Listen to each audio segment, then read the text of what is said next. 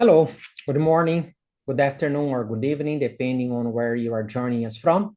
It's truly a pleasure to welcome you to the fifth Aphrodite Preceptorship. Thank you for being part of this educational initiative developed by MEDEA, Medical Education Academy, which is focused on advancing the biological understanding of male infertility. So I'm Sandra Esteves, and in this session, I will walk you through classifying male infertility, in-depth look at the Aphrodite groups. And because this is a pre-recorded lecture, I will try to make it as conversational as possible. So this slide outlined my disclosures. And before diving in, let me briefly place this lecture in context. You have already heard or will hear from two outstanding colleagues. Professor Manuela Simoni from Italy will address the physiological basis of the Aphrodite framework, and Professor Hermann Behri from Germany will cover the clinical application of gonadotropin therapy. So my role today is different. I will not be repeating physiology, and I will not focus on treatment protocols. My objective is to explain how the Aphrodite criteria work, how the 5 groups are structured, why groups 2 to 4 represent a spectrum, and how this classification become useful for clinicians and researchers. In other words, today is about structure, logic, and utility. So let's get started understanding why we need a new classification system for male infertility management. So a key issue is that despite male problems contributing to roughly half of the infertility cases, many men still undergo IVF or ICSI without proper andrological evaluation. So that creates underdiagnosis, undertreatment, and often empirical treatments. Another problem is that even when the male partner is seen by the doctor, management is frequently fragmented, focused primarily on semen analysis. So what we see is a lack of cohesive strategy, high proportion of untreated men, empirical hormonal therapy with variable results. The problem is not lack of effort. The problem in this case is lack of stratification. So when we say OAT, what does that really mean biologically? Two men with identical sperm counts may have entirely different endocrine profiles. And when we say non-obstructive azoospermia, NOAA, are we describing spermatogenesis or endocrine biology? So the bottom line is that same semen phenotype does not equal same hormonal context. So what is missing is simple. We miss hormonal stratification, biological phenotyping, clinically usable criteria, and a research-ready classification system. And that's exactly what Aphrodite criteria attempt to provide. So the Aphrodite project was born from clinical frustration. We were seeing men who did not fit classical diagnosis, but who clearly had endocrine dysfunction. So the goal was simple. Can we stratify infertile men using routine clinical parameters in a way that informs biology? So yes, the acronym is intentional. Aphrodite, which is an acronym for addressing male patients with hypogonadism and or infertility owing to altered idiopathic testicular function. Symbolically, Aphrodite is the female counterpart of Poseidon. So now, in reproductive medicine, Aphrodite is a classification system for men, whereas Poseidon criteria, which I believe you are well familiar with, is the counterpart for women. So these new criteria provide a system to identify and characterize infertility in men seeking paternity and who are also potential candidates for hormonal treatment. These criteria are not designed for men with confirmed infertility diagnosis, like varicocele, infection, or obstruction, because they would not benefit from hormonal treatment. So this framework defines 5 endocrine phenotypes, not severity levels, not sperm count categories, but endocrine phenotypes. This is critical. This is not a staging system.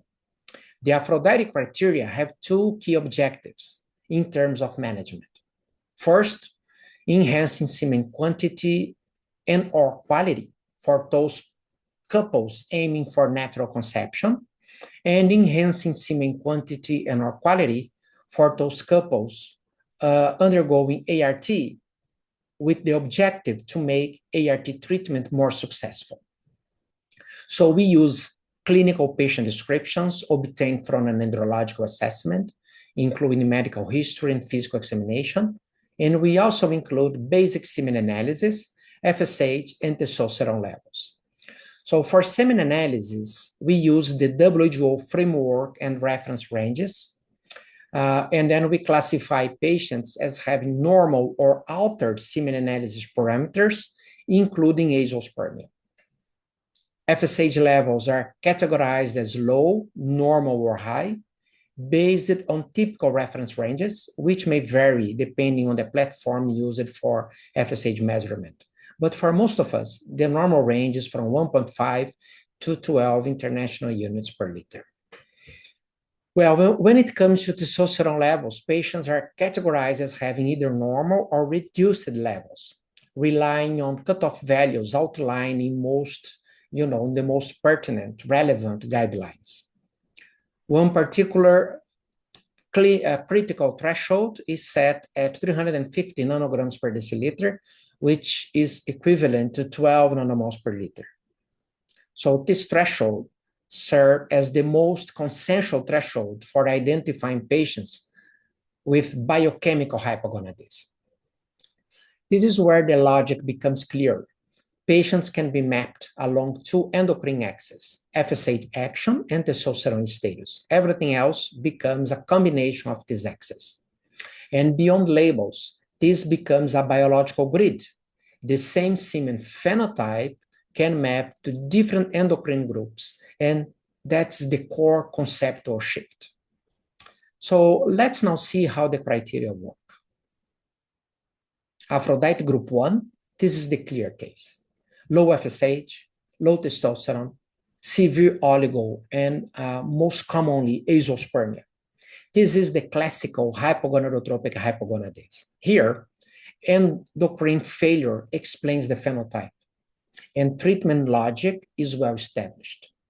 Gonadotropin therapy using HCG alone or combined with FSH works wonders for most individuals in APHRODITE group 1 because gonadotropin therapy can revive spermatogenesis.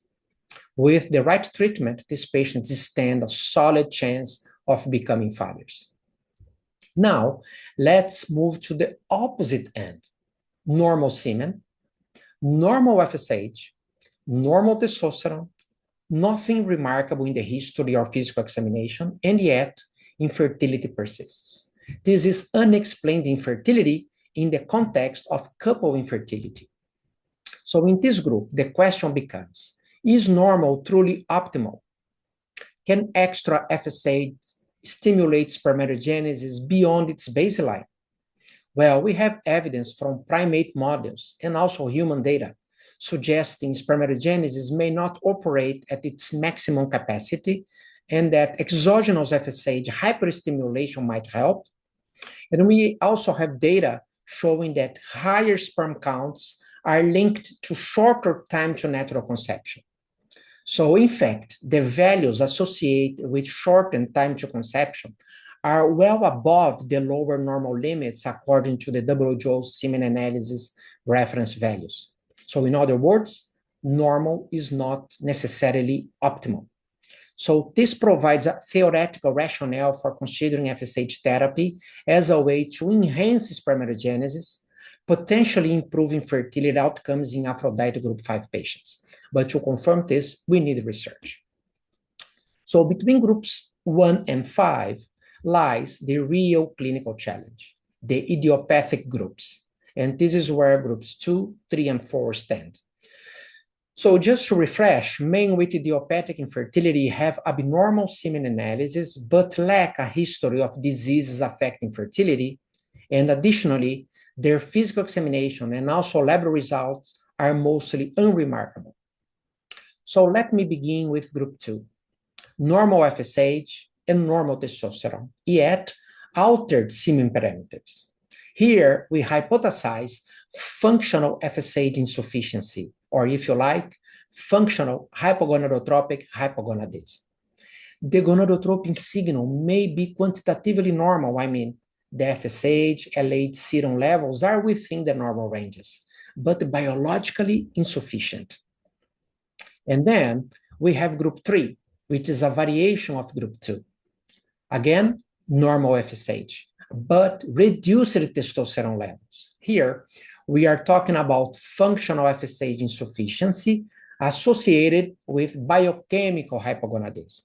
So like group 2, the gonadotropin signal may be quantitatively normal, but biologically insufficient, and further negatively modulated by reduced testosterone action, which we know is essential for optimal spermatogenesis. Well, this is where genetics becomes intriguing. FSH receptor polymorphisms may reduce endogenous responsiveness. If the receptor is defective and thus less sensitive, increasing endogenous FSH with tablets like selective estrogen receptor modulators or aromatase inhibitors will not be enough. This helps explain variability when we compare the effectiveness of tablets versus gonadotropin therapy in idiopathic male infertility. So groups 2 and 3 span mild, moderate, and severe oligoastenoteratosospermia, cryptosospermia, and also cases of non-obstructive azoospermia. Importantly, these groups are defined by endocrine phenotype, not sperm count. So now moving on to APHRODITE group 4, this category primarily includes patients with non-obstructive azoospermia displaying elevated FSH levels and reduced or compensated testosterone levels, indicating hypergonadotropic status. These patients have low testicular reserve, making them the most difficult patients to treat. So in fact, for such patients, the main treatment is sperm extraction surgery. However, we know sperm retrieval outcomes remain suboptimal for patients with non-obstructive azoospermia. And the key challenge is that these patients often have varying degrees of Leydig cell insufficiency, which coexists with spermatogenic failure. So groups 2, 3, and 4 form a biological continuum of testicular dysfunction. And importantly, this is not restricted to azoospermia. As I said, mild, moderate, severe OAT, cryptosospermia, and NOAA can occur across these endocrine phenotypes. This is why semen phenotype alone cannot guide therapy. And importantly, patients in APHRODITE groups 2, 3, and 4 can present with non-obstructive azoospermia due to spermatogenic failure.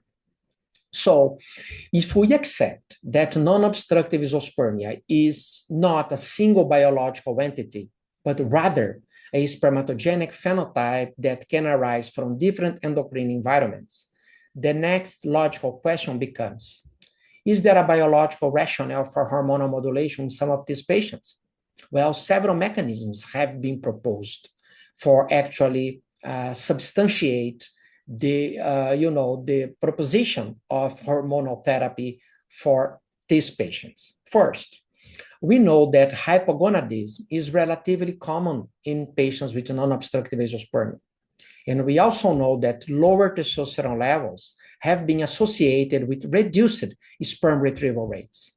So in this context, restoring the androgen levels may improve the testicular environment before attempting, another surgical retrieval.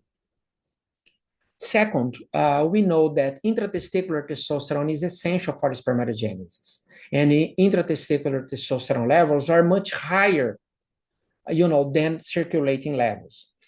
The optimal threshold required for effective spermatogenesis is still not fully defined, but increasing LH or HCG stimulation may enhance intratesticular androgen production, which might help actually spermatogenesis. Third, there is the issue of sertoli-Leydig cell interplay. Even when circulating FSH and LH appear normal, their pulsatile dynamics may be suboptimal, potentially leading to relatively weak stimulation of the seminiferous epithelium. And finally, an interesting hypothesis is FSH receptor desensitization. chronically elevated in endogenous FSH, which we see in patients with non-obstructive vasospasmia quite often, may paradoxically reduce receptor responsiveness, and exogenous gonadotropin therapy might help reset or bypass this signaling, the effective signaling pathway. None of these mechanisms alone explain all cases, but together they provide a biological rationale for exploring hormonal optimization in selected patients with non-obstructive vasospasmia. So rather than viewing all azoospermic men as a single homogeneous group. Again, this is not about stimulating everyone with NOA, but actually it's about identifying the endocrine phenotype where stimulation may make biological sense. So we have data showing that biochemical hypogonadism is highly prevalent in patients with non-obstructive vasospasmia. In this study, including over 700 patients with non-obstructive vasospasmia, we found that 8 out of every 10 patients had testosterone levels below 350 nanograms per deciliter, which is the APHRODITE cutoff for biochemical hypogonadism. So please note that the non-obstructive vasospasmic patients cluster into 3 different endocrine phenotypes, as illustrated in this slide. Most of them fall into groups 3 and 4. This matters because in this study, the endocrine phenotype influenced, the sperm retrieval outcomes using microtessy. So seeing this table on the right-hand side, hypogonadal patients had lower sperm retrieval rates than eugonadal counterparts, in particular those with elevated FSH levels. So what if we could change that by using hormonal therapy? Obviously, one size does not fit all, as the endocrine phenotype of this patient is distinct. In fact, in this study, this is another study from our group, the pre-sperm retrieval hormonal therapy was the strongest predictor of success with microtessy in patients with non-obstructive vasospasmia. So sperm retrieval rates were significantly higher in patients who received hormonal therapy than in those who did not. In this study, we primarily used HCG therapy in combination with FSH in patients in which the FSH levels during HCG therapy dropped down to below 1.5 international units per liter. So in some patients, we used HCG monotherapy, and others, the combination of HCG plus FSH. So this study demonstrates that with proper patient selection and a structured stimulation protocol, hormonal therapy can possibly convert previously untreatable patients with non-obstructive vasospasmia into biologically and clinically meaningful outcomes. I mean, improving the outcomes for sperm retrieval. But phenotype mattered, because when we split our cohort of hypogonadal NOA patients according to the APHRODITE criteria, we found that group 3 patients were those who benefited the most from hormonal therapy. So what we learned from this study? Well, we learned that for NOA patients with low testosterone but normal FSH levels, I mean up to 12 international units per liter, boosting endogenous testosterone with gonadotropin therapy helped stimulate spermatogenesis and improved the sperm retrieval success rates, in this case using microtessy. And for those who are hypergonadotropic, FSH levels above 12, this signal is weaker, at least with the current treatment regimens used in our study. So more research is needed for this particular group. This is a recent multi-center study involving approximately 1,000 patients with non-obstructive vasospasmia that we participated in and that we presented last year at the ASHRI meeting in Paris. So what we found was that approximately half of men were potential candidates for hormonal optimization based on the endocrine profile. This is not about treating everyone, but identifying who might benefit. And we can identify based on the endocrine profile. So now let's step back for a moment. What are we actually learning from all this data involving men with non-obstructive azoospermia? First, not all idiopathic patients with non-obstructive azoospermia are biologically equal. Second, endocrine phenotype predicts sperm retrieval success. Third, approximately half of these patients fall into hormonally modifiable categories. And perhaps most importantly, biology appears to outweigh semen phenotype alone. This is precisely the type of signal a classification system like APHRODITE is designed to reveal. These findings are promising, but naturally, they require prospective confirmation. And naturally, a classification only survives if it performs externally. In this ongoing Swiss cohort, led by my colleague, Dr. James Geiger, involving over 7,000 consecutive men, approximately 80% fit within the APHRODITE framework, which is reassuring. So at this point, we have a biological framework, mechanistic plausibility, clinical signal, and external validation underway. So the natural question becomes, what does this change in daily practice? Because if classification does not change decisions, it remains academic. So the APHRODITE system is not an intellectual exercise. It is a decision-making tool. So what does APHRODITE actually change in real life? For me, and I believe you might also agree with me, that it changes who we stimulate. It changes how we counsel. It changes how we design trials, and potentially it changes reproductive outcomes. So for the clinician, it directly informs the use of gonadotropins. Instead of prescribing tablets empirically, hoping endogenous stimulation will work, we can identify men whose endocrine profile suggests that exogenous FSH or FSH plus HCG may be biologically justified. It also tells us who is unlikely to respond and should not be exposed to prolonged hormonal therapy. Now, for IVF teams, this is not only about azoospermia. Hormonal modulation in selected endocrine phenotypes may improve sperm concentration, motility, and potentially DNA integrity. That could translate into improved fertilization, embryo development, and cumulative pregnancy outcomes, not only sperm retrieval rates. So this moves hormonal optimization from a rescue strategy to a pre-ART optimization strategy. So concerning research, we know that most male infertility trials fail because they mix biologically different men. APHRODITE provides a way to stratify by endocrine phenotype, not just sperm count. And this allows an enriched trial design and potentially clear signals. However, this framework does not replace clinical judgment. And also, it does not yet constitute a treatment guideline. There are encouraging signals, but we must be very clear.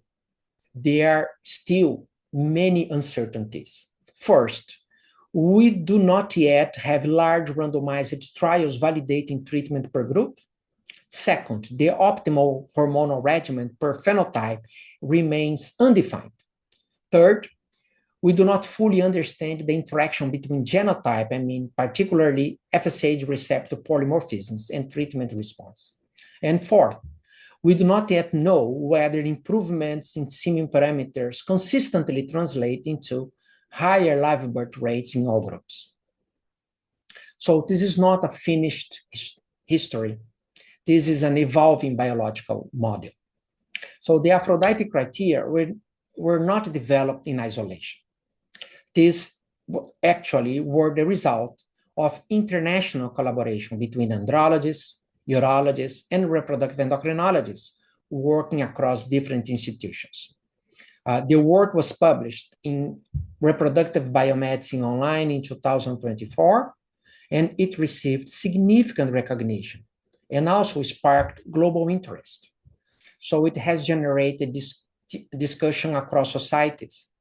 ASHRI, ASRM, the European Academy of Andrology, among others. Not because it prescribes therapy, but because it proposes a common language. So when we introduced the APHRODITE framework, the goal was not simply to publish a new classification, but to stimulate discussion. So the original conceptual paper was published in RBMO in 2024, as I said. But what was particularly encouraging was that the framework did not remain a standalone publication. It generated invited commentaries, editorials in key journals in reproductive medicine and andrology. So that level of academic engagement is important because classification systems only gain relevance if they are critically examined, debated, and contextualized by the broader community. So the fact that multiple journals consider the framework worth of invited commentaries suggests that the conversation around endocrine phenotyping in male infertility is timely and useful. This tells us that the field recognized the need for better biological stratification in male infertility. Okay, let's wrap up with what we have discussed today. First, male infertility is biologically heterogeneous. Second, APHRODITE defines 5 endocrine phenotypes. Third, groups 2, 3, and 4 represent a dynamic spectrum of idiopathic dysfunction anchored by group 1, hypogonadotropic hypogonadism, and group 5, unexplained infertility. Fourth, selected patient phenotypes show measurable benefit. And fifth, this classification system may enable precision medicine. So APHRODITE is not about treating everyone. It's about identifying who is biologically likely to benefit. It's about avoiding indiscriminate hormonal therapy. It's about aligning treatment with endocrine phenotype. And it's about studying defined subgroups properly. I mean, we are stimulating research in this field. So the bottom line is precision begins with the classification, and we are inviting you to consider APHRODITE criteria in your clinical work and also your research. So to conclude, I want to take a moment to acknowledge my team at Androfert Clinic, my academic institutions, and also my collaborators in Brazil and around the world. Thank you all very much for watching this video.